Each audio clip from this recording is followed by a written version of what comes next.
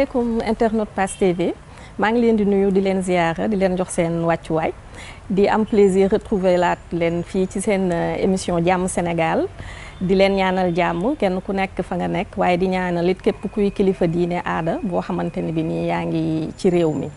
maa ngi ñaanal également képp koo xamante ni bi nii ci waxtu bi ñuy def émission bi yaa ngi si tiis yaa ngi ci njàqare wala ak ci lu mënti demee yaa ngi tëdd ci sa lal feebar wala mu xam lalu hôpital ma lay ñaanal jàmm yàlla defal la ko. maa ngi ñaanal également képp koo xamante ni bi nii caabi féete na la ginnaaw yàlla suñu boroom defal la jàmm ba nga génn fa ñi ñu jiitu ji it maa ngi ñaan yàlla suñu boroom mu wàccee yërmandeem ci seen kaw. tey nag yàgg naa fi am ay invité ci émission jàmm Sénégal waaye tey ma am fi des invités de marque parce que ñi nga xamante ni bi nii waa diaspora ñoom laa fi dalal tey. alors comme man nag dama xaw a féministe je vais faire honneur aux dames. J'ai des messieurs et des dames et je vais commencer d'abord par les dames. Alors j'ai le plaisir d'accueillir ci suñu émission Madame Sayandé Kane nekk ingénieure en informatique di évoluer au niveau de la diaspora ma bàyyi ko mu nuyoo ak internaute Pass TV yi et wax ñu également ci ban dëkk la nekkoon à l'extérieur. Merci beaucoup Koumba, merci beaucoup. Asalaamaaleykum wa rahmatullah wa taala wa barakatuhu. maa ngi leen di nuyu yéen ñëpp ku ci nekk sa tur ak sa sant di nuyu sama naataangoo yi nga xam ne ñoom laa bokkal plateau bi di la remercier bu baax Koumba. di remercier ak nuyoo tous les internautes de Pass TV mu nekk vraiment une chaîne de valeur boo xamante ne day informer juste et vrai di rafetlu vraiment liggéey bi ngeen di def. Merci beaucoup. man nag je m'appelle Sayandé Niane Kane maa ngi juddoo Ndakaaru plus particulièrement aux HLM 5 màggee HLM mais jot naa jaar ci yeneen i dëkk lu ci mel ni Thiès Tivaouane Kébémer après nag ci laa dem en France donc ça fait 27 ans que je suis en France fa laay dund fa laa am boroom kër fa laa am njaboot et au niveau de Montreuil dans le département de Seine-Saint-Denis di la remercier vraiment ci accueil bi ak ci invitation bi merci beaucoup. Merci beaucoup Madame Sayandé Kane alors ma retourner ci Madame Mariam Diakhaté moom elle est gestionnaire de projet ma bàyyi la nga nuyoog internaute Pass TV yi. Merci Koumba maa ngi lay nuyu. maa ngi nuyu aussi sama collègue yi ma bokkal plateau bi di nuyu waa Sénégal ak waa diaspora bi bien sûr donc di la remercier aussi si invitation bi pour une première Pass TV di leen ñaanal en tout cas plein succès donc man la Mariam Diakhaté donc maa ngi juddu yaroo Dakar xaw ma comme ni nga sama naataangoom bi Sayandé def yeneen dëkk yi bëggoon naa ko torop mais Diourbel laa xaw a xam parce que am na fa ay mbokk donc après sama bac laa dem France pour continuer sama cursus universitaire donc plus précisément à Nice donc ba ma paree cursus universitaire à Nice ci laa monté dem Paris pour le travail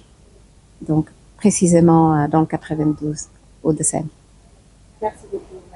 Alors ma tourne vers monsieur Edouard Mendy moom il est agriculteur ma bàyyi la nga présenté wu ak internaute Pass TV.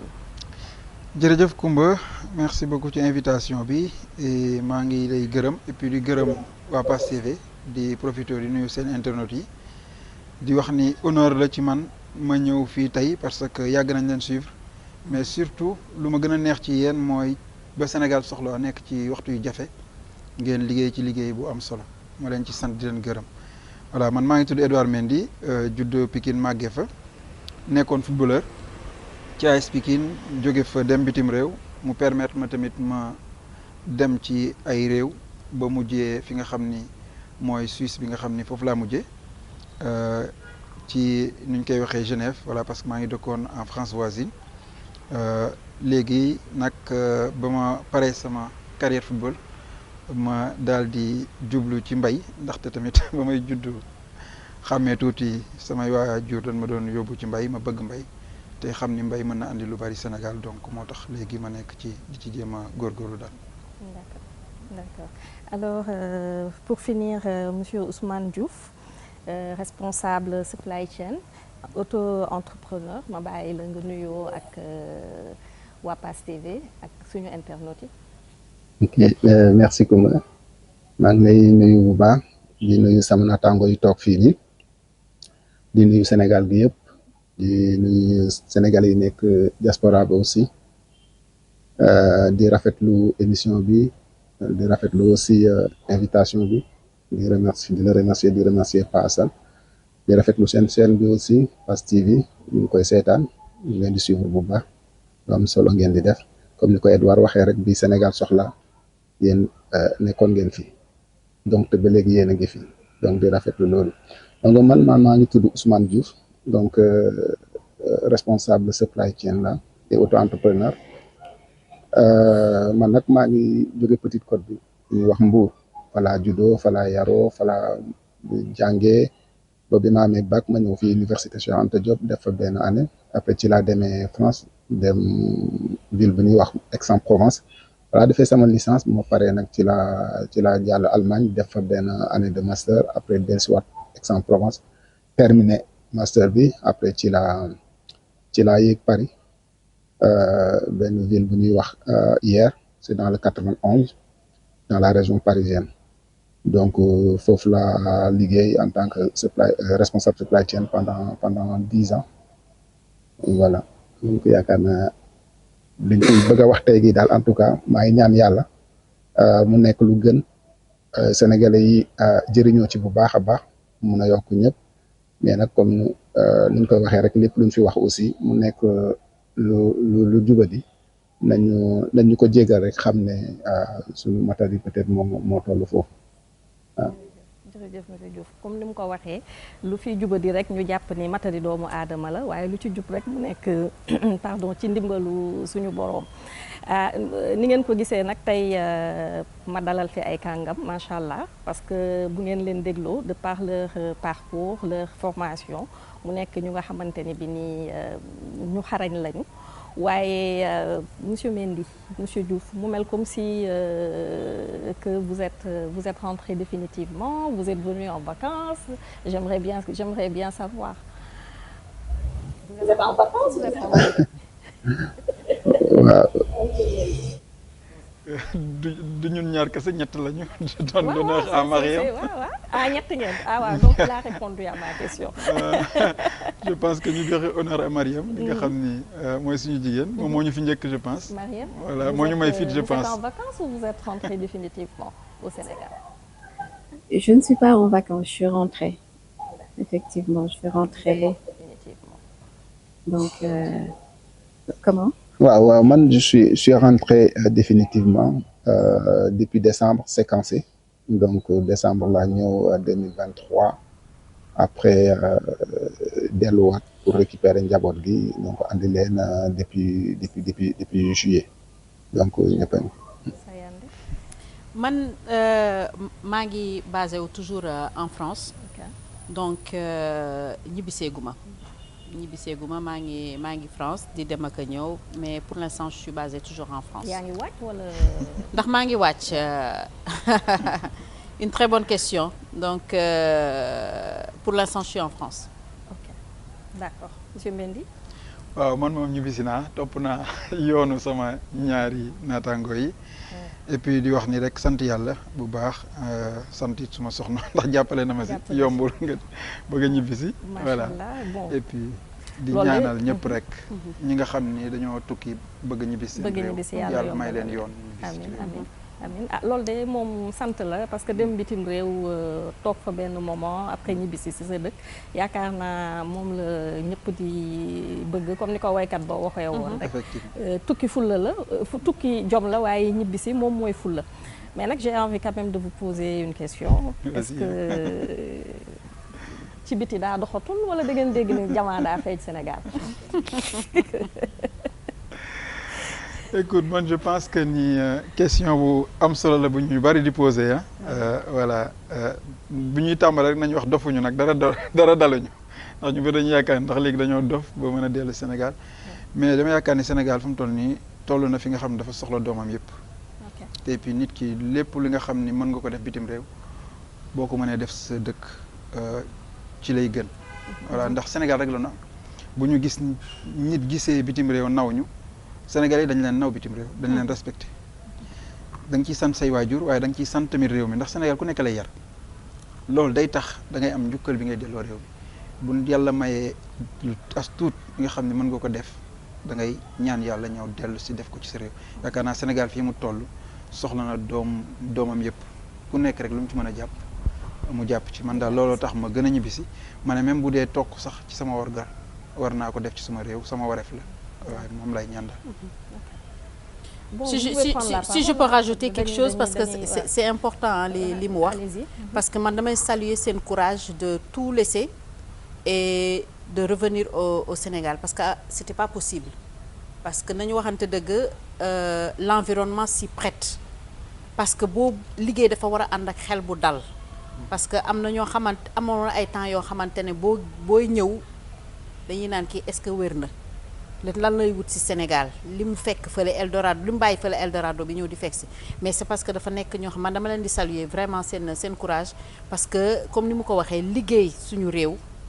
dafa soxla doomu Sénégal yëpp nga bàyyi sa lépp ñëw pour jàpp et puis l'environnement est propice gis nañu ñi jiite réew mi bëgg nañu réew mi dem jëm kanam te bu amee ay doomu réew mu ñëw di ko jàpp pour jàpp ci liggéey bi vraiment dañ leen di encourager et je vous félicite vraiment vos chapeaux à vous. merci beaucoup ñaanal ñu. xanaa li ma ciy dolli rek moo di comme ni mu ko waxee dofuñu quoi effectivement la question elle revient tout le temps mais nit du jékkee-jékki rek jóg noonu rek jël buub ay bagages am dem ñibbi c'est des projets yoo xamante ne da nga koy teg di ko mûrir avec ta famille ta femme donc man maa ngi commencé depuis 2016 di ci liggéey am ay jalons yu ñuy posé ba bu ñu egsi mais lu mu wax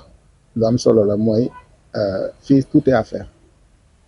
réew mi fii nii tout est à faire te li ci dàqali nag mooy tey gii nii nguur bi jël place ñi fi nekk actuellement certes buñ fi ñëwee fekk nañ fi lu bëri loo xamante ne dañ ko war a def xëy na peut-être moo tax yenn Sénégalais yi yaakaar ne dafa yéex mais boo ñëwee fekk fi loo xamante ne plus de 52 ans ñu def ko fi ci ñaawteef boo pour nga defar day yéex mais en tout cas endroit bi fu mu toll nii gën na motiver Sénégalais yu bëri tey gi yu nekk diaspora pour ñëw situation actuelle bi gën na motiver Sénégalais yu bëri yu nekk diaspora pour ñëw da ngay toog sa nit woo la ne la man bëgg naa ñëw wax ma ni ak ni nga jox ko ay conseils yi nga xamante ne moom moo nekk c'est vrai que nag ñibbisi yombut mais nag il faut du courage fépp fu mën a nekk bi ñu nekkee fee il nous fallait du courage on a bravé que ça soit la neige que ça soit la pluie lépp lu mu mënti nekk foofu rek def nañ ko jox ko àqam foofu noonu ba yàlla def lu mu fa def lu mu ñu fa may bu ñu ñibbisee fii aussi yaakaar naa ne bu ñu defee lépp li nga xamante ne moom la ñu war a def tey jii nii yoon la ñu génn ci ñun nag bu ñu ñëwee aussi dañoo àndaale peut-être on va dire suñu expérience suñu expertise fële bëgg nañ ñëw peut-être partager ko ak yenn Sénégalais yi waaw participer aussi ci développement suñu réew mi parce que di toog aussi di liggéeyal ñeneen seen di fa bàyyi sa xam-xam waxuñu ne ñu fa nekk nag waruñu fa toog mais war nañ fa toog effectivement mais nañu jël lu ñu moom foofu mais bu ñu fàtte ne mukk fii la lépp doore te fii la lépp war a jeexee incha allahu rabbi xanaa rek pour bañ a guddal rek mais il faut du courage il faut de la planification il faut être méthodique aussi pour pouvoir venir man xëy na peut-être loolu laay jox rek sama mbokk sénégalais yi nekk ci biti nga xamante ne dañuy may woo des fois laajte naka lañ mën a def pour ñëw. Alors, je rajouterai quelques mots par rapport à la planification. Man, par exemple, mon exemple typique, je ne l'ai pas planifié. Je l'ai anticipé parce que bëggoon naa ñëw, certes, mais pas de manière précipitée. Donc, du coup, c'est pour des raisons familiales, moo tax ma anticipé ko. Et finalement, depuis 4 ans, ma mujjee toog. Voilà, j'ai pas regretté. C'était dur, c'est angoissant parce que boo demee ci benn dëkk yàgg fa miin ko nga ñëwaat bëgg réintégrer wu parce que du intégrer da ngay réintégrer wu ci yenn doxalin yoo xamante ni yow xam nga bu baax ni que dañ ko war a dépasser franchement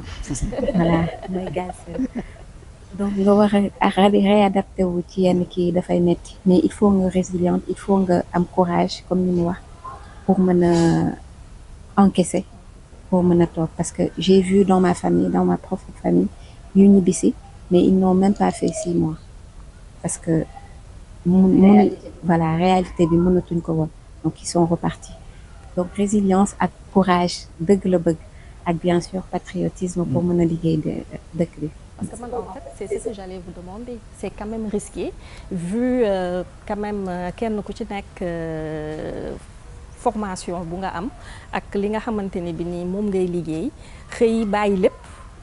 et puis décider ñëw ñibbisi moo tax ma leen doon laaj tout à l'heure ndax da ngeen dégg ni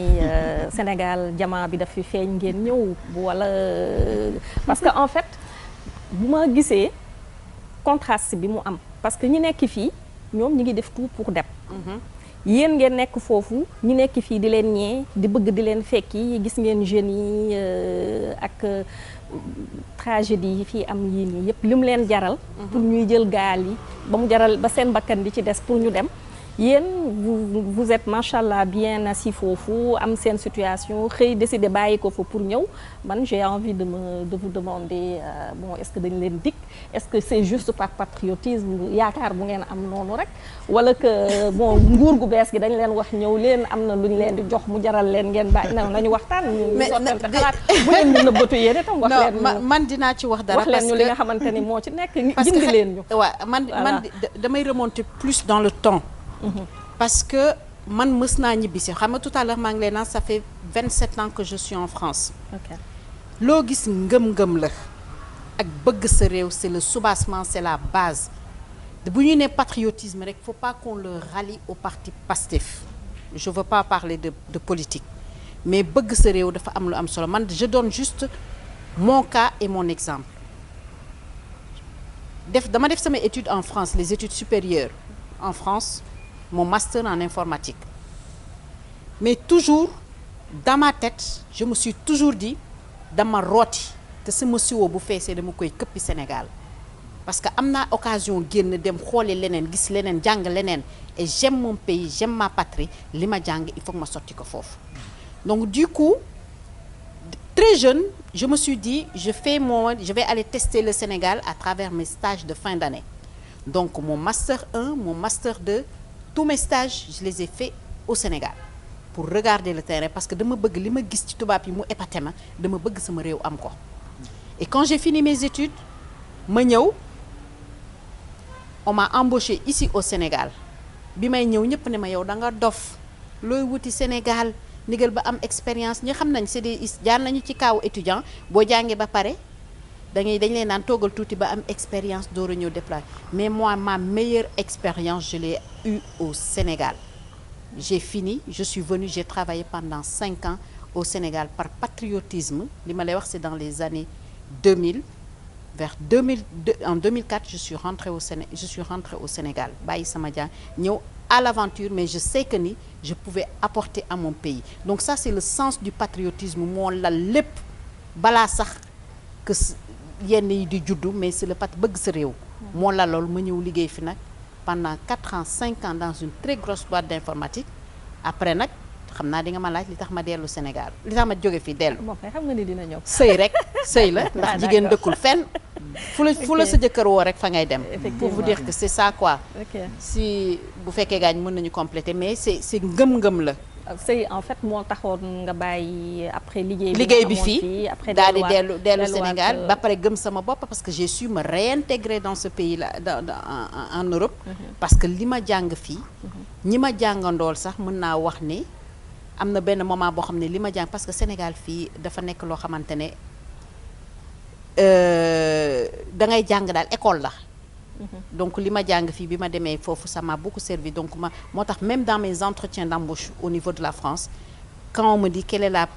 plus grande expérience bi la gën a marqué c'est mon expérience au Sénégal parce que j'ai su apprendre tout avec le Sénégal mu nekk dëkk boo xam ne dañ ko bëgg lool te ñun ñëpp defe naa ne le dénominateur commun c'est cette patrie et cet amour qu'on a pour ce pays. ok d'accord alors. lu mu wax ci patriotisme bi effectivement bu ma jëlee sama kaaw aussi xaw na am tuuti lu mu laal ci kawam que man dama mas a wax ne en fait ok dem nañu foofu fii lañ amee bac dem nañ foofu jàng fa am fa suñu diplôme yëpp am fa liggéey aussi occupé fa ay poste de responsabilité mais tant que ñibbiwuma pour man j'ai pas réussi man c'était en fait benn kii boo xamante ne gëm-gëm bu ma amoon tant que ñibbiwuma pour man j'ai pas réussi ñu door a ñëw nag xamuñu liy ñëw ci kanam ñu ngi ñaan yàlla rek xëy na ci kii bu ñu dugg noonu mu yombalal ñu ko waaw mais li Sayandé wax dafa am solo trop maanaam jaar-jaar bi nga am Sénégal boo demee en fait da ngay am beneen vision da ngay jàngat foofu noonu aussi nga boole li nga am fii nii jaar bi nga am fii nii ak li nekk foofu su ko defee en fait da ngay trouver ce chemin pendant nag lii bokk am na te loolu xam naa ñu nekk fii dañ d'accord ak man mooy àdduna rek lépp xaalis lalu ko effectivement day lijjanti lu bëri te ku nekk aussi saño dina pauvre peut-être nekk ci ab benn Mercedes wala nekk ci kër gu rafet mais doo ne fa pauvre ci côté yooyu noonu mais dafa am loo xamante ne boo nekkee ci biti da lay manqué fii mën nga am lépp nag lépp mën na taxaw mais toujours tu as ce sentiment là am na loo manqué parce que le fait de voir tes parents yeewu gis leen wala la semaine gis leen loolu dafay def dara ci nit le fait nga toog ci benn dëkk xooluñu la parce que yow mii nii en fait ni nga mel wala sa couleur nu mu mel wala amoo histoire bu demee noonu loolu wala meroo pour loolu dafa baax ci nit dafa am lu muy defar ci nit léegi nag patriotisme bu mu wax dafa am solo lool parce que dëkk dañ mënuñu ko defar sans patriotisme te boo xoolee élan boobu noonu mooy daw fii astronomie jàng nañ tey jii nii on va dire l'aviation tey koo wax fii nii tey aviation tey jàng nañ ko certes am na ay école mais li tax ñuy wax aviation tey gii nii nit ki bu la waxul ne Europe la jóge andi ko fii franchement da lay nax comprendre parce que amuñu technologie yi nga xamante moo waral nag tey gii nii réew mi dafa soxla ñëw ni ñu ñëw tout comme Edouard nu muy jógee fee ne ñëw andi xam-xamam ci agriculture ñoo jox ko Sayandé Mariam man ñi aussi bu dee as tuut sa ak néew lañ jot a am rek war nañ ko war a partager ak ñoom et puis ñun aussi soxla nañ waa réewam parce que ñun dañoo war a ànd ñun ñëpp doon benn liggéeyandoo pour réew mi inculquer ko suñu doom yi waaw loolu daal je pense que ne patriotisme boobu ak gëm sa bopp boobu noonu pour résumer moom moo ñuy pousse tey gi ni pour ñu ñëw ci ñibbisi mais nag du daal ça. D'accord. Alors, bon, c'est vrai, parce que, comme on a l'habitude de dire, dëkk moom jeunesse am moom mooy bâtir dëkk bi te pour rejoindre li nga wax am na jeunes yoo xamante ne ñi ngi leen di former et tout bu ma jëlee kaaw par exemple Gaynde Sat bi nga xamante ne bi moom la ñu lancé récemment ay doomi Sénégal ñoom ñoo def projet boobu réaliser ko et puis mu nekk un succès mais nag ngeen jublu ci combat boo xamante ne bi nii défi bu rëy la de en fait je pense que vous avez deux grands défis premier défi bi mooy de convaincre les jeunes qui sont là que ni fii la ñu war a toog ñoom pour construire dëkk bi deuxième défi bi c'est aussi de convaincre seen patriotes yi nga xamante compatriotes yi nga xamante ne ñi ngi nekk à l'étranger gëmatuñu woon Sénégal installé wu foofu ngeen war leen a convaincre ñoom ñu jóge foofu ñëw fii Sénégal pour mën a jàpp ci liggéey bi parce que récemment le premier ministre Ousmane Sonko je pense defoon na appel boobu pour wax ni les Sénégalais de la diaspora nañu ñëw pour ñoom aussi contribuer liggéey dëkk beeg yooyu mais comment comptez-vous vous y prendre parce que déjà pour convaincre ñi nekk fii rek noo waru leen dem parce que bon quoi qu'on puisse dire dëkk bi metti na dëkk bi dëgër na ku nekk waxuma la tirer le diable par la queue mais pour gis que bi rek mën koo tirer c'est un problème alors comment comptez-vous vous y prendre est-ce que yaakaar ngeen ni défi boobu mën nañ ko relever. Absolument loolu dinaa ci neex a tontu mais je pense que ni sunu défi sax surtout mooy défi convaincre sunu jeunesse bi fii nii parce que ñi nekk fële na le muy man muy sama naataango yu nekk fii am nañ prise de conscience pour revenir et il y a beaucoup de nos compatriotes yoo xamante ni ñi ngi ñëw je pense que ni boo amee étude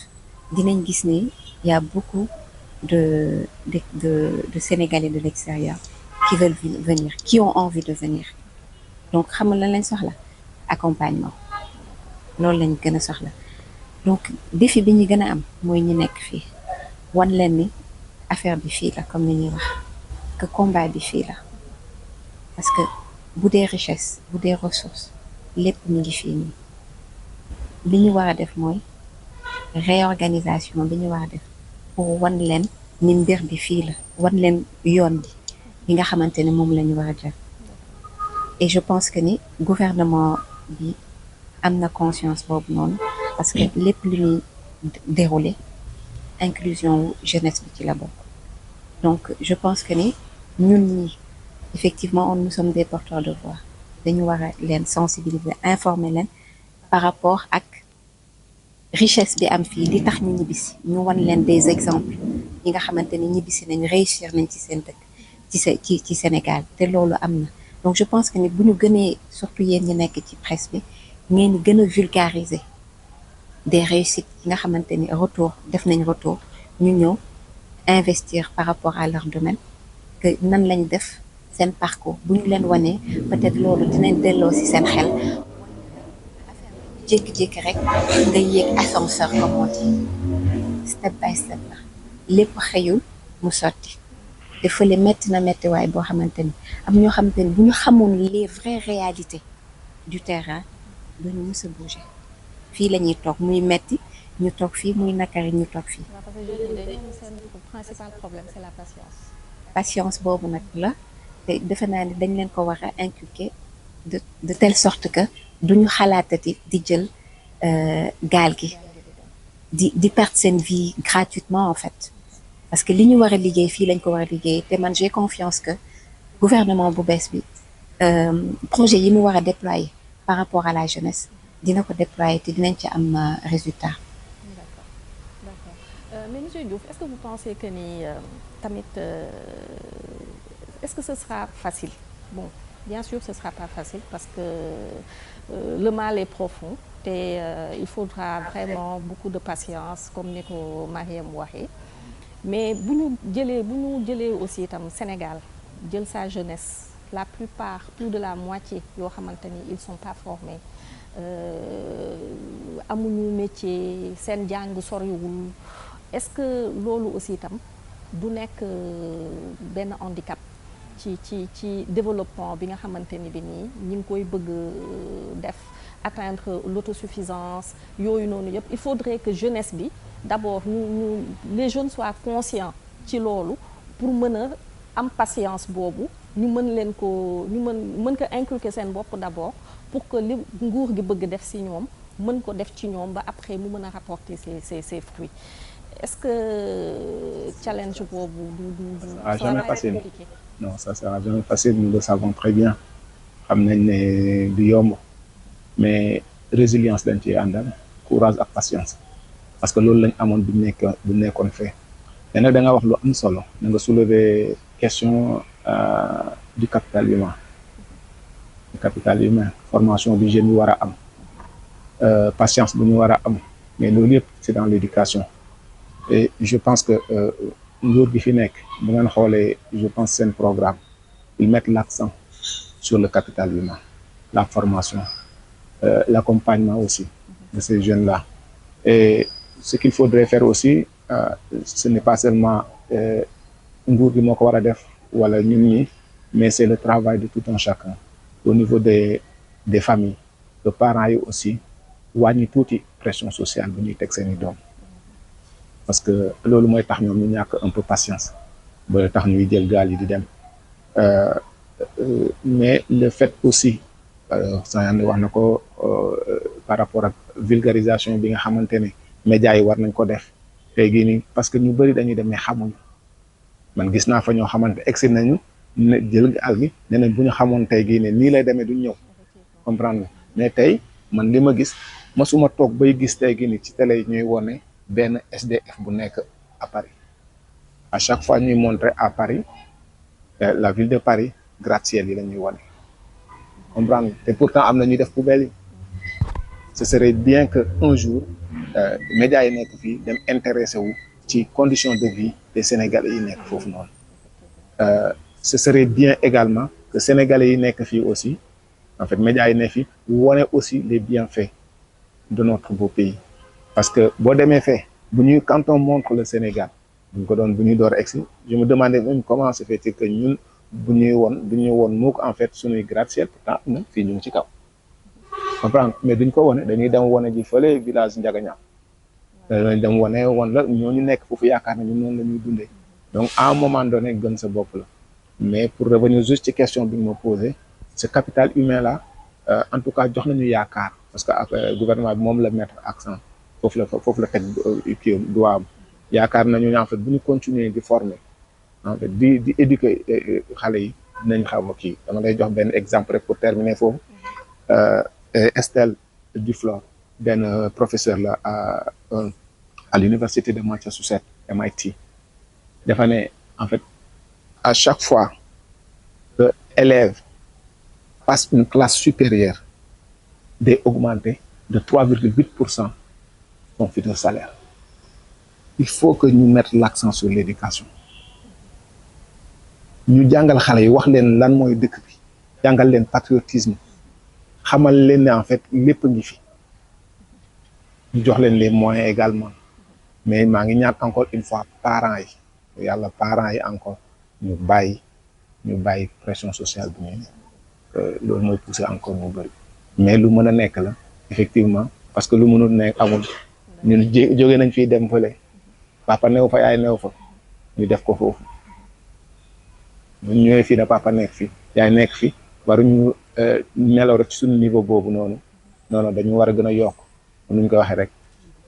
yokk cere def cere yokk ñeex yokk cere dolli yokk cere dolli def cere dolli ñeex waaw muy noonu Sayandé éducation formation ban jàngat nga ci am récemment le président mi ngi doon wax ci wàllum enseignement supérieur pour que ñu intégrer les NTIC au niveau des universités ak des grandes écoles de formation. Mais est-ce que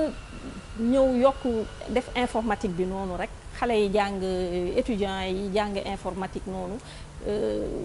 nekk dina def benn plus-value ci dans quel sens la ñu mën a exploiter loolu ba nga xamante ni dina am ne benn valeur ajoutée ci seen formation ba nga xamante ni bi nii dina mën a contribuer au développement du pays. Merci Koumba mais juste balaa may ñëw ci sa question bi. Si tu me permets dama bëgg a rebondir ci question bi nga posé tout à l'heure rek pour apporter un complément d'information sur xale yi nga xam ne da nga ne dañu ne fii ñu convaincre leen pour ñu mën a toog te xam ne affaire bi fii la. Man nag je vais pas cacher mes mots je vais être direct. Parce que il faut pas qu'on se leurre. Il faut que ñuy waxante dëgg nag neexut a dégg damay wax ak gouvernement bi wax ak xale yi parce que c'est bien beau ñuy naan xale yi il faut patienter affaire bi fii la mais lan lañ leen di tegal pour ñu xam ne fii la lan lañ leen di tegal pour ñu xam ne fii la man dama gëm communication man dafa nekk loo xam ne dama ko gëm ak transparence te partout fu may dem dama koy wax il faut que gouvernants yi di wax ak ñi ñuy gouverner te xale yi il faut que ñu conscient aussi que ni toog rek di xaar yàlla naan dara doxal du baax il faut aussi ñuy poser ay actes te actes yu ñu war a poser ñoom il faut que les gouvernants aussi informent aux jeunes qu'il y a des structures il y a des choses qui sont en place qui sont là pour accompagner les jeunes ce que man lu ma mënul comprendre affaire yi dara doxul man am naa projet mais am nga projet c'est quoi ton projet xamuloo nu ñuy tegee projet il y a des structures comme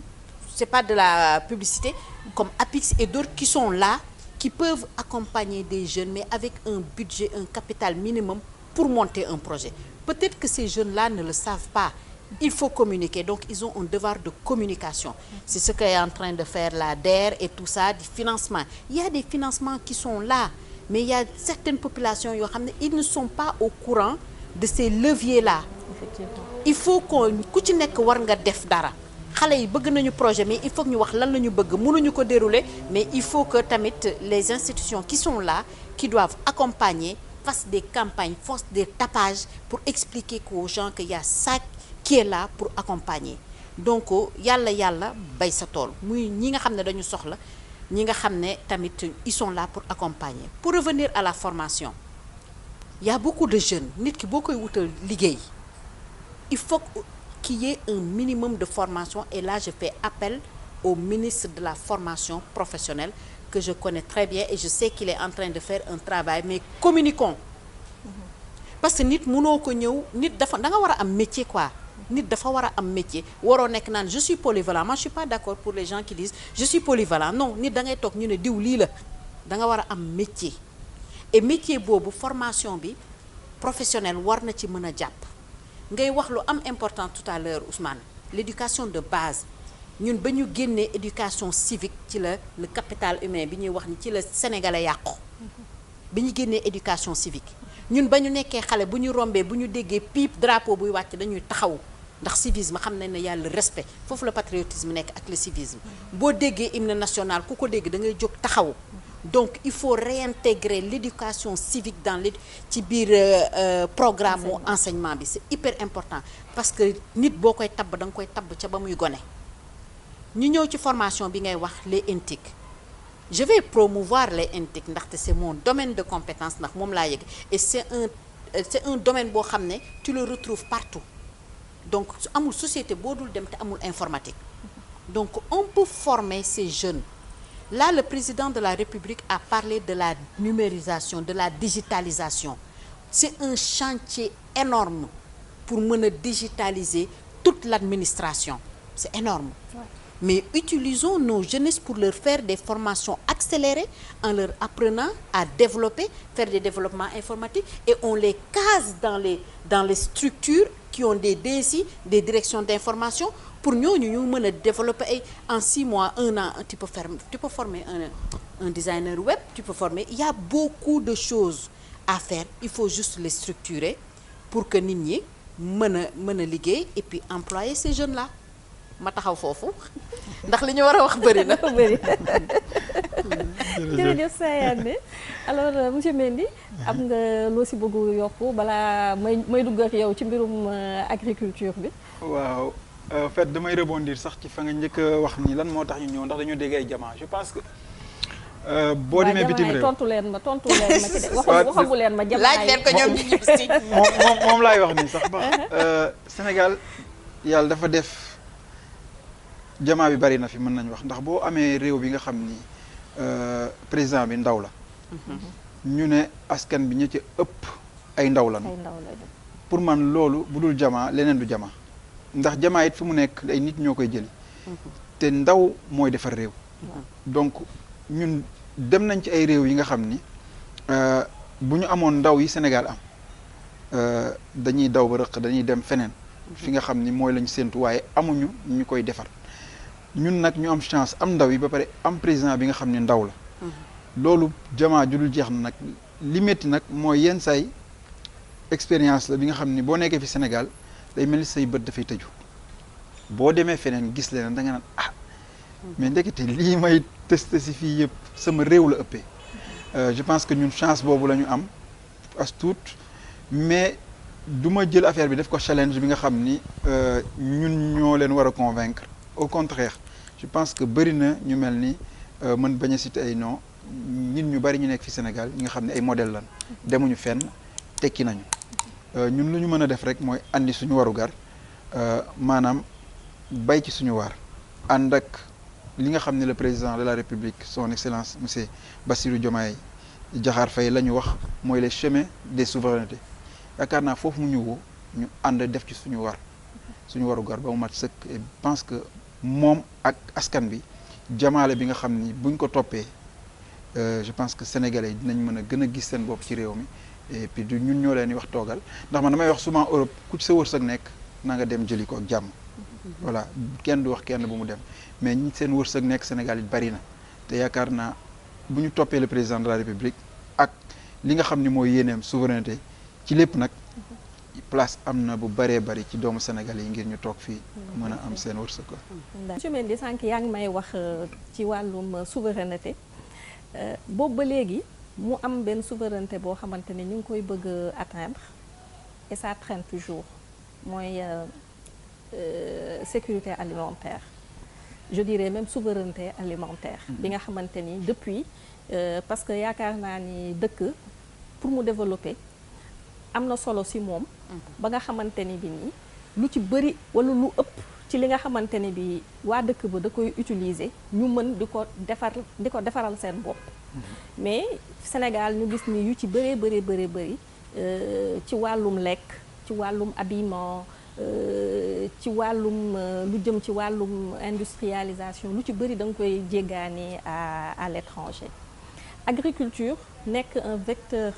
de développement boo xamante ni dëkk yu bëri ñi ko comprendre ñu am ci benn main d'œuvre bu yaatu boo xamante ni bi nii agriculture bi dafa contribuer lu bëri ci seen PIB Sénégal fii nag ñu am terre ñu am soleil ñu am ndox bu dul jeex mais ba léegi jeunes yi gëmuñu agriculture bon maintenant sax maa ngi koy faral di wax de plus en plus maa ngi gis des jeunes yi nga xamante ni ñi ngi commencé di intégrer wu ci biir agriculture bi mais de façon timide quand même yow mi nga xamante ni bi yaa ngi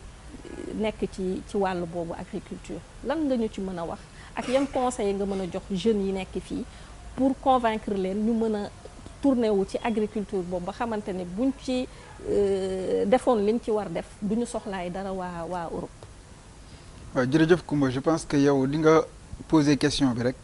def nga décor bi yëpp ça veut dire que wax nga njëriñ bu agriculture am ci réew. boo xoolee li nga lim loolu lépp nit ki saay bu yeewee lu muy njëkk xalaat mooy lan lay dugal ci biiram. ngir mu mën a dem vaquer à ses occupations dañuy naan nit bu amee wérgu yaram nu ñu koy waxatee bu lekkee ba suur feebar du ko yëpp maanaam day am kattan voilà Sénégal nag wax nga ko li ñuy jéebaane ci bitim réew dafa bari ci li nga xam ne la ñuy dundee ba tax na suñu président ak nu ñu koy waxatee suñu premier ministre ak tout membre gouvernement bi ñoom ñoo ngi ñuy jéem a woo ñun sénégalais ci jëm ci souveraineté surtout souveraineté alimentaire maag Marème ñu bokk li nga xam te mooy apiculture ah ñu bëri dañ koy fàtte ñu war koo défendre ah li nga xam ni mooy maanaam mbirum yarum yamb ngir mën a am lem loolu itam gab bi li ñu soxla ci Sénégal bari loolu te chantier bi ci nekk énorme bari mais ñin ñi néew métier bi ñu néew ñu ko xam yaa ngi dégg je pense que mënuñu def loolu topp suñu président bi nga xam ni wan nañu yoon bi léegi nag ndaw ñi yaakaar naa baax na tey ñu gis ma sol jean sol chemise ndax agriculteur bi ñu doon présenté dafay nekk nit ki nga xam ni nit ñi dañ koy yërëm nekk nit ñi nga xam ni ñu ci bari duñu bëgg a mel ni moom tey je pense que Sénégal am na chance am ay ndaw yu bari yi nga xam mën nañ dugg ci agriculture mën cee dund mais ba pare mën ñu profité di dundal askan wi. je pense que bari na bénéfice. torop waaye nag dafa laaj li Sayande waxoon mooy formation ndaxte li ñu am coono gu rëy gi ñu amoon mooy dañu am ay baykat yi nga xam ni d'une façon traditionnelle sama papa moo ma ko jàngal wala dama doon topp sama papa ci àll bi ñun baykat laa déedéet métier la bu ñun ñi war a jàng xam ko ba tax na boo ko jàngee xam ko yow di nga mën a xam lépp li nga xam ni moom moo lay mën a permettre nga mën ci am bénéfice ngir jeexal foofu rek boo xamee métier mbay di nga ci mën a dugal leneen lu bari comme métier Sayande nga métier gestion de projet nga mën a am lépp li nga xam ni da nga koy jël mu wër la mun la encadrer mun nga mën a efficace voilà baykatu bu njëkk ba ak baykatu ren baykatu 2024 dafa wuute ñoo ngi jëm ci li nga xam mooy digitalisation aussi ak ni ñu koy waxatee les nouvelles technologies yooyu yëpp nekk na li nga xam ni mën naa tey dimbali baykat bi ba mu mën a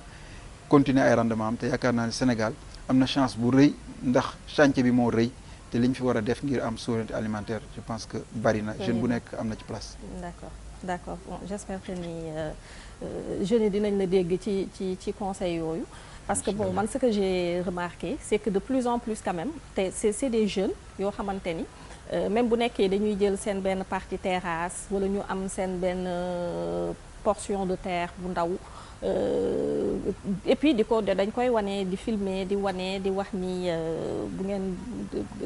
jiwee citron par exemple ci tant d'hectares dina leen xam ne lii dina leen mu nekk lu intéressant loo xamante ni xëy na comme sànq ni ko Sayandé doon waxee communication moo manqué entre les gouvernants ak jeunesse bi. Il y a pas de communication.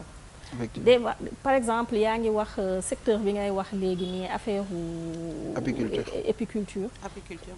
apiculture affaire yi gars yi xamuñu ko. Est-ce que ñoom nekkul ni war nañoo war a mën a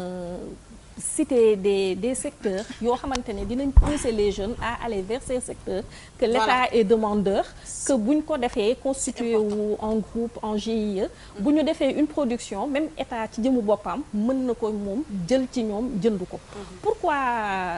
loolu communication bi ngay wax foofu dafa important ma juste ma buruxlu ci agriculture bi foofu ngeen baal ma parce que on dit aux jeunes allez cultiver mais boo dañu war a bay mais boo amul terre di nga bay déedéet nañu wax boo amul terre di nga bay boo amul semence di nga bay boo amul matériel agricole di nga bay et pourtant il y a des structures qui accompagnent pour ça il faut en parler effectivement il faut être factuel nañu dem bay léegi dañu war a bay mais d'accord nan lay bayee dama bëgg a bay man Sayane dama bëgg a bay donc je veux des terres comment faire pour avoir des terres pour cultiver te comment faire pour avoir dëgg mi ngi fi de lépp ngi fi mais il faut en parler nit ñi xam nañu am nañu possibilité def lii c'est très important. Mais pourquoi ça vient pas? Qu'est-ce qui manque à l'État? Mais je sais pas, pour que communication boobu war a mën a taxaw? Comment il devrait s'y prendre pour que communication boobu mën a yegg si ci jeunesse bi? Pour man question de proximité la tey jii nii da ngay xool boo demee ci àll bi ci béy mi dangay gis ne ni ñu doon béyee bu njëkk ba léegi la ñuy béy saretu mbaam bi mooy kii jiitu ñu yore kii bi machine bi derrière te comme ni nga ko waxee sànq ñu doon béy dans les années 90 ñu doon béyee mënul bokk ak nu ñuy béyee tey jii nii en 2024 man avant kii hivernage di ñëw dama doon gis ñu wane ay tracteurs yu bëri journal à chaque fois mais jamais ma dem ci biir àll bi ba gis ko lu tax parce que est-ce que moyens yi egguñu ñu war a egg population maanaam l'utilisateur final est-ce que jot na ko wala jotu ko récemment j'ai vu le ministre de l'agriculture bu mu demee sur le terrain dem ci benn endroit boo xamante ne y a même des mobylettes yoo xamante ne ça fait presque xaw depuis ñëw 10 ans ñu ngi foofu dawuñu et pourtant dañ ko war a mun a jox tey ñu ko yellool l'utilisateur final bi donc proximité boobu noonu laa gis ne moom moo manqué. Donc le fait maintenant de mettre en place peut-être des structures yoo xamante ne dina dem ci village yi dem ci yenn villes yi zone rurale yi jege leen sensibiliser leen wax leen ne lii ak lii am na parce que kii muy wax yenn financement yi nga xamante ne am na mais il faudra aussi man je pense que on a la terre am na fi parce que Sénégal booy dox tuxin da ngay gis àll bi yëpp mais il faut que ñu accompagner leen parce que mënuñu di continuer di béy xam nga def la culture artisanale bi nga xamante ne dafa obsolète mu toll nii il faut que tey bu ñu jiwee benn hectare mën ci récolter ci nu mu gën a gaaw avec moins de pénibilité rendement boo xamante ne am na solo mais tey le fait maintenant nag dugg foofu former leen créer structure yoo xamante dañuy jege kii former les jeunes accompagner leen après aussi yàlla après récolte parce que récolter nag gis nañ ko fii récemment dañuy récolter gars yi di am problème mu jaay récemment patriotes yi ñu ngi def naka di jéem a xool naka la ñu faire écouler ay soble yenn yoo nga xamante ne récolté nañ lu bëri mais amul fu ñu ko écouler donc mooy accompagnement boobu je pense que Sénégal dans tous les secteurs pratiquement li manqué mooy suivi et accompagnement suivi bi mën nañu am ñu béy récemment engouement pour béy bi bëri na ñaa ngi ne mais ban suivi moo ci am après voilà bu ñu kiiyee ba pare récolté ba pare est-ce que am nañ ay tey gi nii ay chambre froide bi nga xamante ne dina leen permettre tey ñu mun fa denc récolte yi pour que voilà mu bañ a yàqu affaire yu mel noonu lan la questionnement boobu nag tey bu ñu def ay structures yoo xam ne dañu jege kii bi ñooñu ñooy andi réponse bi parce que ñooñu ñooy nekk tout près de la population ñooñu ñooy andi tey gi nii réponse adéquate bi pour que gouvernement bi mën a kilo mais il faut de la proximité. Cultiver c'est bien mais savoir quoi cultiver c'est encore mieux. loolu nag maa ngi guddal tuuti loolu nag dafay laaj tey gii ni ci état bi ñu xool en fait Sénégal lan lañu gën a soxla c'est comme dans l'éducation. Donc, on doit se poser la question d'ici les 10 années à venir. Ñun lan lañu soxla en termes alimentaires ceeb lañu gën a soxla parce que tey gii nii dañ koy kii lii diwlin lañu gën a soxla gerte peut-être voilà ñu quantifier ko ne tey gii nii donc zone bii nii nañu béy foofu ceeb nañu former ay nit pour ñu dem béy ceeb même école voilà même école booy génn école tey gii nii maanaam bu ngeen ñëwee ñu war leen orienter plus de bacheliers yóbbu leen vers l'agriculture yóbbu leen université bi nekk Bambey par exemple nga xamante am na agriculture ñu yóbbu leen côté yooyu noonu loolu dafa laaj en fait anticipation c'est comme médecin yi ñaata médecin lañu soxla c'est comme n'importe quoi comment ça s'appelle transporteurs yi ñaata transporteur la mais loolu yëpp dafa laaj en fait anticipation se dire en fait d'ici 10 ans xëy na peut-être moo tax aussi référentiel Sénégal 2050 bi ñëw parce que ñu ngi ci planification boobu noonu mënoo planifier mënoo réussite mënut am fenn tant que organisation amul planification ak méthode tubaab bi bu ñu rawee on a été avec eux dans les classes lu leen lu ñu ëppale leen rek la ñu ëppale dañoo gën a organiser waaw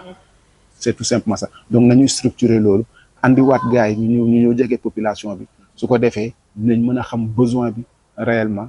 et puis voilà on agit en conséquence. toujours ci wàllu agriculture bi c'est vrai que ay terre am na fi mais pourvu que promoteurs yi aussi bàyyeekoo ñi nga xamante ne bi nii ñoom ñoo ko soxla ngir war cee mën a bay parce que souvent aussi day am problème yooyu ñii bëgg nañu bay nga gis promoteur bu ñëw ni terre yi moo ko moom lu ñu xalaat mooy immeuble yu taxaw dagg jaay affaire yooyu donc lan nga mos a gis également foofu. donc du coup mooy gouvernement de référence 2050 ñu présenté secteur yi nga xamante ni moom moo impacté moom la ñu war a def au niveau du Sénégal muy agriculture décliné en plus secteur yi nga xamante ni dominant yi nga xamante ni moom la ñu war a énergie produits oléagineux donc élevage aussi pareil petit gestion des déchets urbains c'est une passion pour moi aussi même gestion des déchets ci la par rapport à ce lan la ñu envisagé pour mettre en œuvre donc je pense que les jeunes fi ñu leen mën a Il y a beaucoup à faire, mais en réalité, les jeunes ne savent pas vers où se situer, se diriger. Exactement. Les maisons de l'emploi,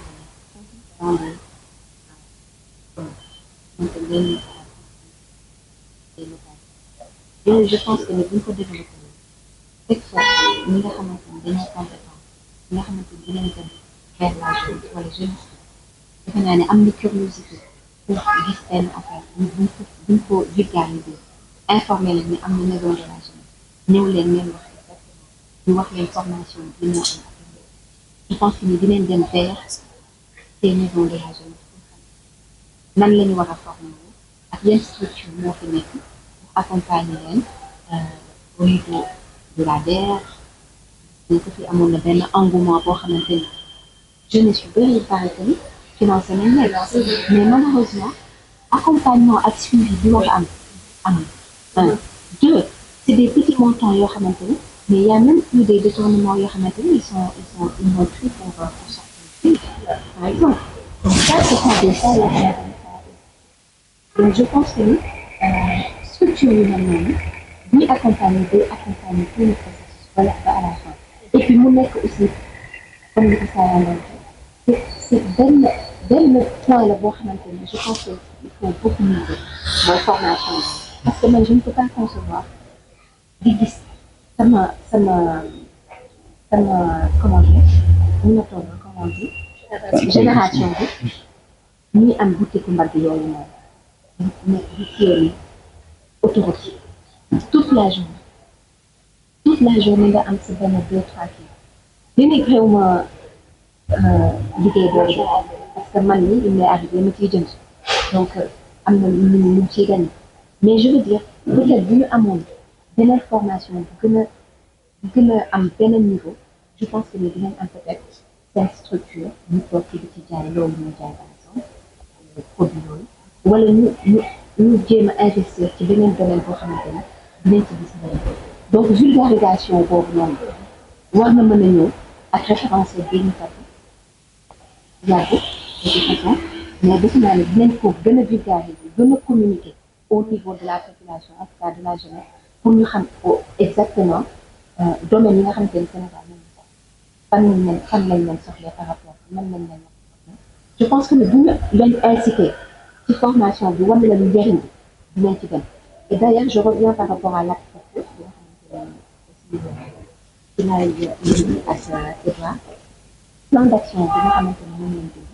waxoon nañ ko ci dañ ne dañu am problème communication ak aspect jeunesse bi si boppam nan la ñu war a def ba mun leen inciter ñu am tuuti yëg-yëg ci apiculture dañu nag dañuy dem def ay visites de proximité dem wax ak jeunesse bi par exemple bu amee ay foire bu amee ay événements peu importe les événements boo xamante ni ñoom ñu ngi ciy développé ñu dem foofu noonu ñu rencontré leen ak suñu flyer suñu en tout cas suñu document wax leen lan moo ko def njëriñam ci agriculture ak njëriñam ci santé ak lan la abeille di def en tant que tel ci suñu écosystème donc je pense que ni liggéey de terrain boobu noonu peut-être moo xaw a manqué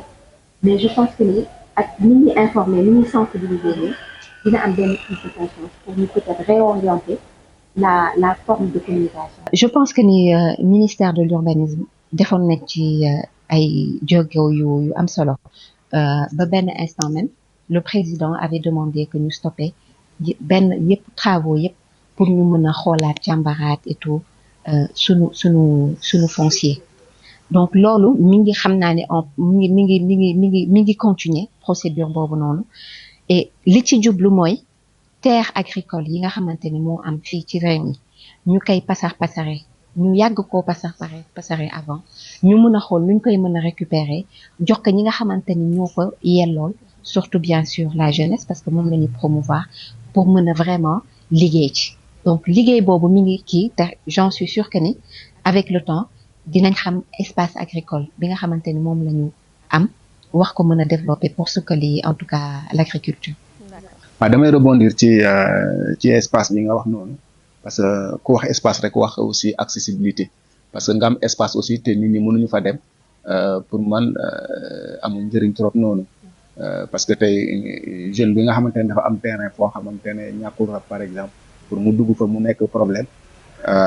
du sawar pour entreprendre wala cultiver maintenant nag lu ñu war a def rek mooy faciliter accessibilité bi transport bi parce que dafa nekk loo xamante ne dafa lié te boo waxee agriculture foog nga wax transport parce que il faut nga véhiculer en fait kii bi production bi ci en supply chain nga xamante ni moom laa xam moom la ñu en fait peut-être commencé nga ko en amont donc en aval foofu la ñuy nekk chaîne de distribution bi logistique bi nekk derrière c'est super important yàlla dafa def nag ma bokk ci ñi nga xamante ne bu ñuy xaatim programme nguur bi ma nekkoon ci ñi doon ci experts yi doon expert entre guillemets yi doon bind programme transport parce que yàlla defoon nañu nekkoon ci ay propositions yu am solo pour que ñu mën a désengorger déjà sax Dakar bii nii nga xamante ne ñëpp fii la ñuy ñëw exode rural boobu noonu am en fait dafa dañ ko war a xeex parce que boo déggee tey bii nii ñi am problème pour ñëw fii sax tey ci biir ñëw ci plateau yi ndax bouchon yu bëri embouteillage boo xamante ne amul fenn c'est parce que tey Dakar dafa yenn loo xamante ne attanu ko te mu nekk loo xamante ne bu ñu bëggee tey gii nii développer suñu réew mi que ça soit au niveau de l'agriculture au niveau de qu'on soit souverain ci côté au niveau alimentaire on a besoin de développer ce secteur ñu ciy def nag jéego yu am solo xëy na rek patience tuuti pour arriver à voilà à kii boobu mais lu mu wax am na solo trop il faut que les gens soient tout près de la population ñu def ay antennes yoo xamante ne rek dina permettre population bi mën a wax seen bëgg-bëgg seen i mbëbët pour ñu mën ko satisfaire. D'accord, merci beaucoup Ousmane. Alors ñu def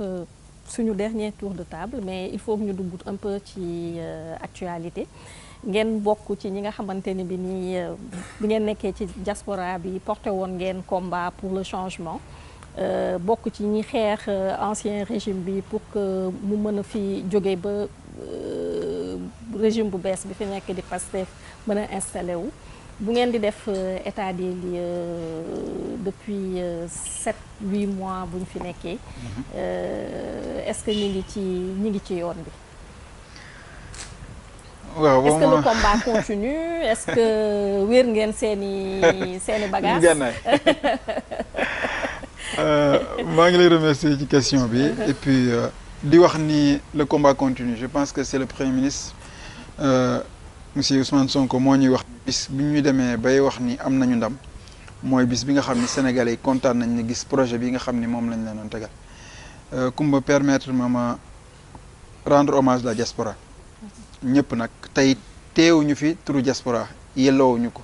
mais ku nekk suñu diaspora la jóge donc invitation bi ngeen ñu jox donc jox ngeen ko ñi nga xam ne jóge nañ diaspora pour am seen gis-gis mais diaspora bi yëpp dañoo def liggéey bu jéggi dayoo ngir Sénégal def ay sacrifice yu nga xam ni kenn mënu ko natt dama doon wax sayande souvent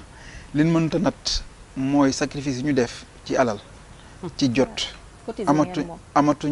amatuñu jabar amatuñu jëkkër ñii amatuñu njaboot plus de 3 ans 4 ans yi nga xam ni kenn mënul natt sacrifice kenn mënu ko def bilan moom laa koy wax souvent léegi nag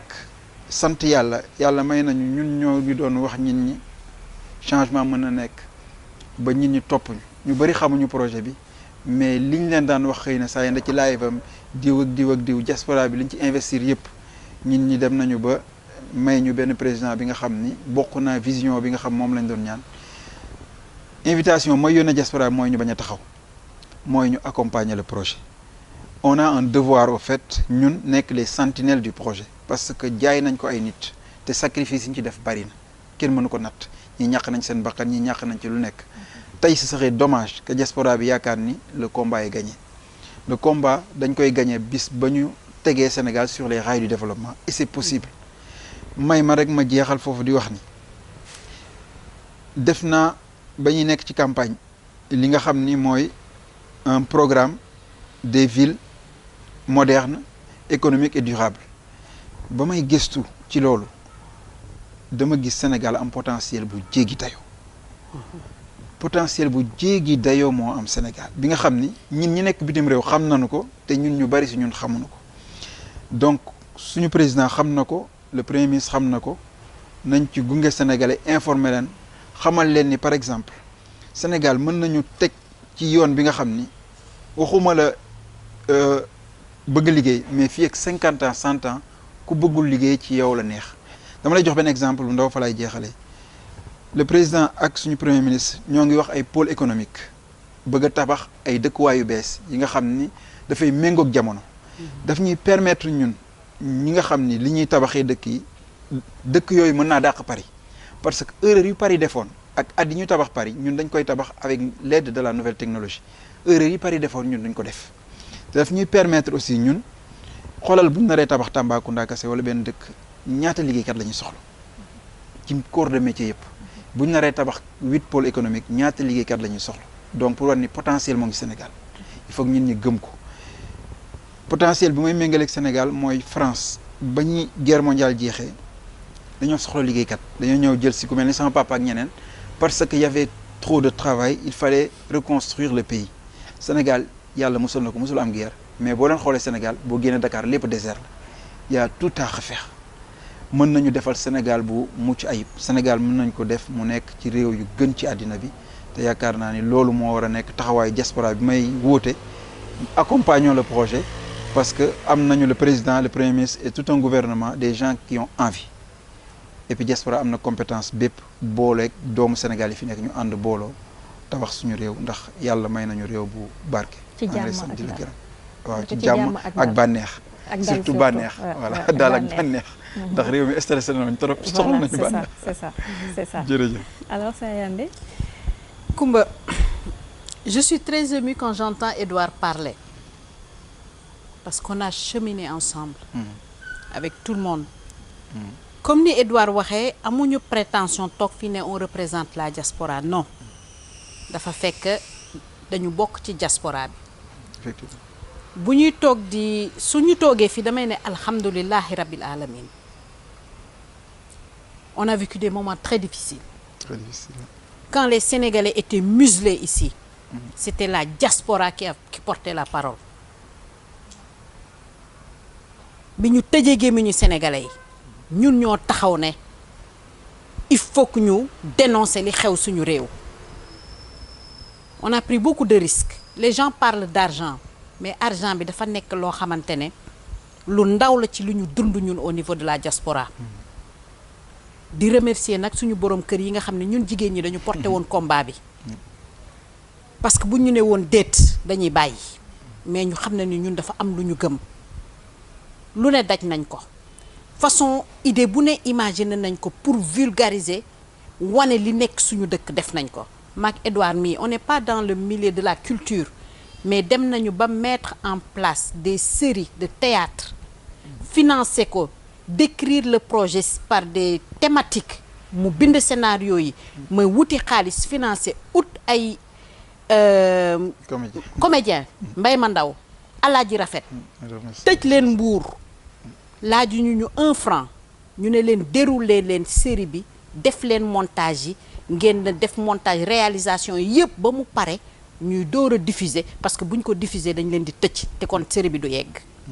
te les faits sont là les sites sont là et c'est des choses qu'on peut toucher du doigt di diaspora bi dafa téye combat bi parce que bu mu mettee ñoom la ñu dégg fu ne dem nañ fa di wax ne les Sénégalais d'ici il ne faut pas qu'ils aient peur des Sénégalais de la diaspora parce que on a besoin de doomu Sénégal yépp diaspora bi am na lu mu gis lu mu xam lu mu gis leneen lu dul li waa Sénégal gis mais les locaux ici ils ont le contexte et la réalité bu ñu booloo suñu doole doon benn kon dinañu tabax Sénégal boo xam ne parce que on a la chance am ñaari njiit yoo xamante ne dañu dëggu jiital diine te dañu bëgg seen réew donc à nous maintenant les Sénégalais de reconstruire notre pays reconstruction bi ak participation au développement de notre pays képp kuy sénégalais war nga ko mën a participer xam nga lu ma ko tuddee c'est un puzzle et chaque personne est une pièce de ce puzzle chacun peut apporter sa participation au développement de ce pays je suis en train de travailler avec des partenaires de la diaspora et du Sénégal sur un grand projet boo xamante ne bés buñ ko tegee Sénégalais ku ci nekk di nga ci gis boppam te ku ci nekk di nga ci mën participer je ne peux pas me permettre de le dire parce que je n'ai pas les prérogatives actuellement d'en parler mais bés bu taxawee dinañ fi ñëw te dinañu wax leen ne diaspora bi ñu ngi liggéey affaire bu rëy boo xamante ne pour mën a participer au développement de notre pays parce que on a l'expérience quand même du financement participatif et tout ça et ça permet xaaruñu ku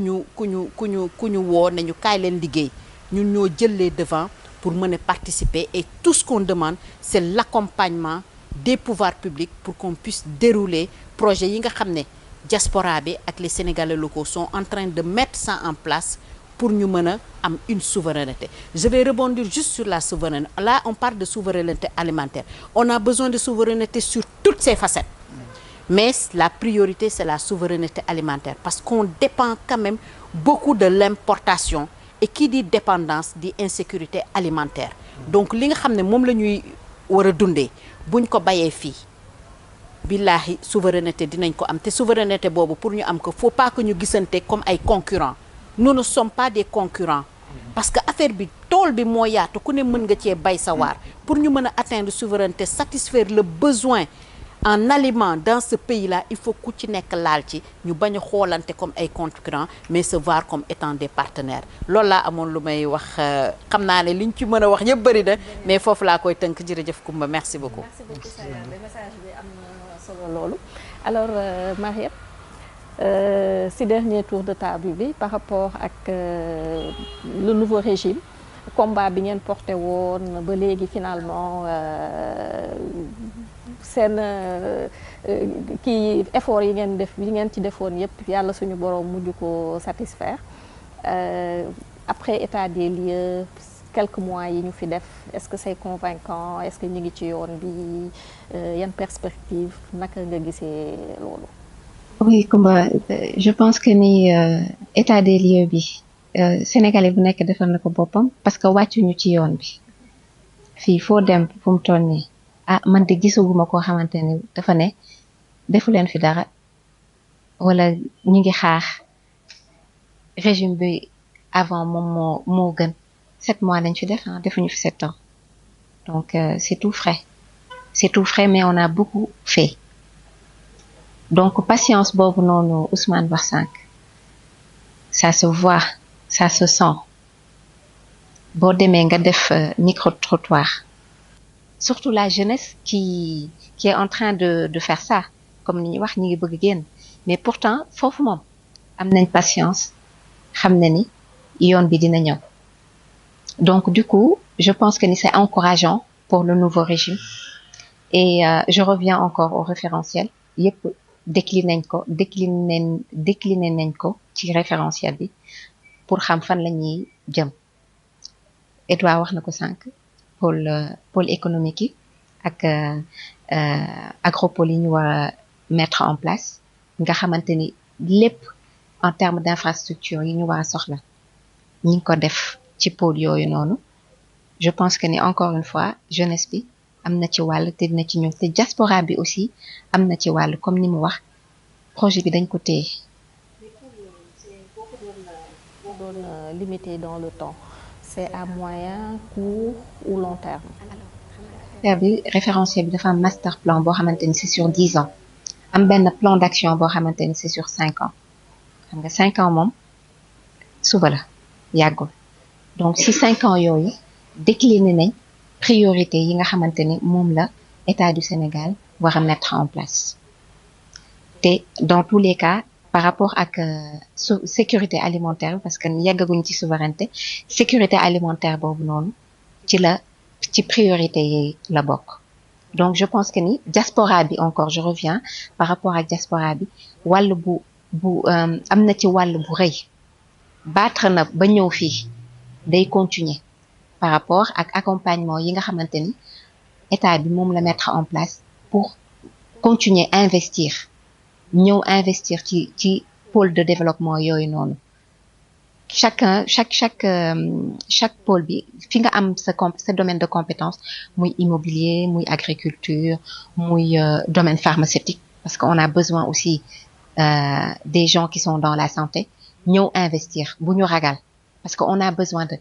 partenariat public privé yi ñuy wax du public privé privé yi nga xamante ni c'est juste des étrangers diaspora bi aussi ci la bokk parce que quand même 2023 9% plus de 9% du PIB diaspora bi moom moo ko def donc plus de 2900 millions de dollars diaspora bi investir na def na ko ci dëkk bi ci wàll bu nekk nag muy famille wala di mais je pense que ni fi ñu war a gën a investir instant bi gouvernement bi en tout cas État du Sénégal soxla leen mooy investissement yi nga xamante ni c'est structurant à travers bien sûr accompagnement yu institutions yi comme ñoom APIX ñu investir bu ñu ragal nañ ñëw investir parce qu'on a besoin au lieu que ñuy jéggaani di dem dans les autres institutions étrangères je pense que ni diaspora bi instant bii nag le vrai encore combat bi ñëw mooy investissement bi ñu war a ñëw def ci biir dëkk bi daanalee foofu que espoir bi mi ngi fi courage bi mi ngi fi jeunesse bi mi ngi fi doole bi mi ngi fi te combat bi dinañ ko mener jusqu'au bout te dinañ ci am ndam. Inch'Allah. Merci beaucoup Marième. Alors Ousmane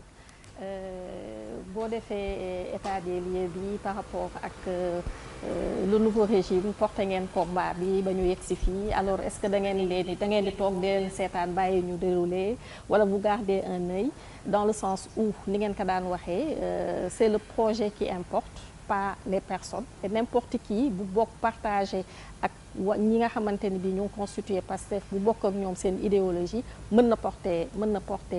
projet bi est-ce que donc vous avez un œil sur le nouveau régime par rapport ak li nga xamante ni mooy seen dénominateur commun wala que bon da ngeen di def affaire farandoo bàyyi leen lu waaye def ngeen applaudir bañ a kii dara. Sénégal bi dafa ko il faut courage voilà mooy kan mooy nangoo dégg jooy kan moo koy nangoo assister kan mooy nangoo voilà jooy yi fii diine naka laay def tey jii pour saafara courage boobu dañ ko soxla ci réew mi donc voilà moom foofu laay jeexale di leen jaajëfal rek di remercier ñëpp ci émission bi am na solo trop jàngat naa ko lu bëri saa yi am ci Edouard ci ñoom ñu ngi wax ñu toog voilà yàlla sàmm si kuréel bu Sénégal dafa xëy yu bëri am awam bu doomu Sénégal bi yëpp ñu ci delsi waaw fekk tout de seen compte waaw ñu ngi ci amiin amiin jërëjëf Ousmane alors émission bi jeex na waxtu bi dab nañu ma amoon plaisir bu rëy dalal leen fi parce que comme ni ngeen ko waxee diaspora bi porté na woon combat bi ci lu fànn yu bare bari te des fois dina ciy baax ci plateau yi di am nga xamante ni pour mën a éveiller les consciences surtout pour la jeunesse ma bàyyi leen ngeen tàggatoo rapidement comme ça balaa ñuy tëj plateau bi en tout cas ce fut vraiment un grand plaisir dalal leen fii et j'espère que du ngeen fii gëj n'est-ce pas Sayandé? Non duñu fii gëj en tout cas merci beaucoup et merci beaucoup à toute l'équipe présente di ci liggéey bi les gens qui sont en bac ak ñi ma siqal waxtaan bi ça a été très riche très enrichissant et puis des souvenirs qui sont Pass TV ngeen abonné surtout mën a suivre nos différents programmes liker et puis ñoo ngi xaar également seen ay commentaires seen ay interventions par rapport ak li nga xamante ni jukki nañ ko fi. effectivement Koumba maa ngi profité di nuyuwaat internet yi Pass TV di wax ni tamit nañ ci jàpp lu nu mën. di la remercier bu baax parce que yaakaar naa ci ñu bari ci ñun c'est la première c'est une première. ñu def émission. nga téye ko avec une professionnalisme bi nga xam ni bu mat sëkk. merci beaucoup mettre ñu à l'aise tamit mën ñoo permettre ñu waxtaan dañuy fàtte sax ñoo ngi fi. et puis di nuyu tamit ñëpp ñi nga xam ni ñoo nekk derrière di def liggéey bu jéggi dayo bi nga xam ni ñun amuñu woon jot ni la mel. mais may ma rek une dernière chose ñu am une pensée pieuse à nos martyrs. ñi nga xam ni kenn mënu leen fay.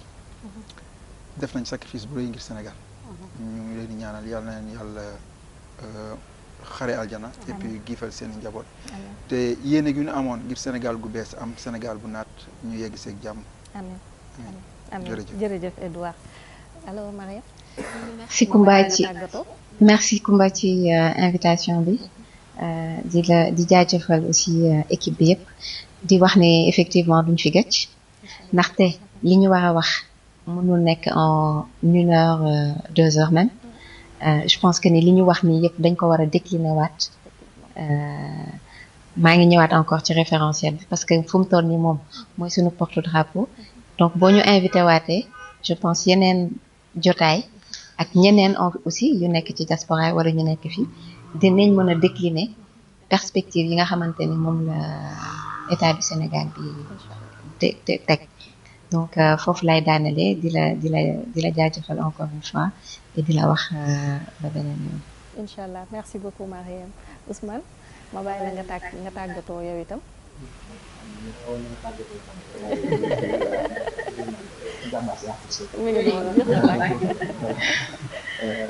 waaw kii dafa wax bu am solo léegi nii ñu war a wax yëpp pour la peut-être l'avenir comme Sénégal moom doomu Sénégal yi nekk